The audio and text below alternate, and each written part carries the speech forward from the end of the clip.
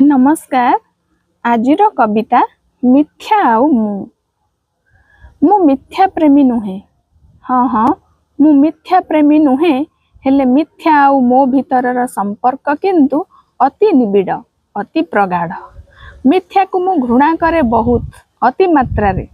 तार टिकिए भी स्पर्श को मु पसंद करेनी, सह्य करेनी। से किंतु मते जाबुड़ी धरिची, गुड़ाई रही सर्प भली मो बेकरे। जेते चेष्टा कले भी मु ता फासरु मुक्ति पाएनी। मुक्ति बा पांति केमिति?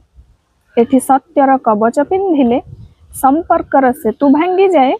आपणार लोकटी भी होई जाए पर आपणाई नेबाकू हुए केवल निसंगता को, अजस्र लुह को आउ बेसहारा भाबुथिबा एई समाज लोकंक कटाक्ष चाहाणी को।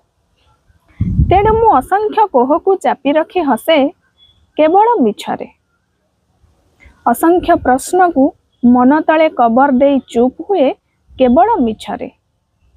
असरंती खुशी पाइबार छलना करे, आउ असरंती भल पाइबा साउंटिबार अभिनय करे, किंतु केवल मिछरे आउ मिछरे।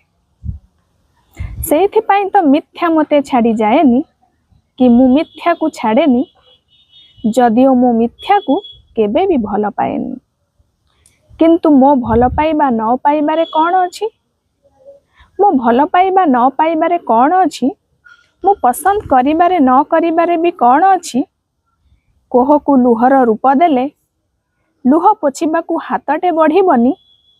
ठीक भूल र हिसाब मागिले संपर्कर चक भी आग को गड़िबनी।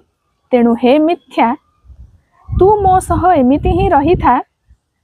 मो जंत्रणा सिक्त हृदय को लुचिबा को देई, मुहरे कृत्रिम हेउ पछे हसटे फुटाइबाकू, रंगहीन हेउ पछे संपर्कर डोर सबू एकाठी करिबाकू, आउ मिछ प्रेम मिलू पछे सेथिरे जीवन जीइबाकू। धन्यवाद।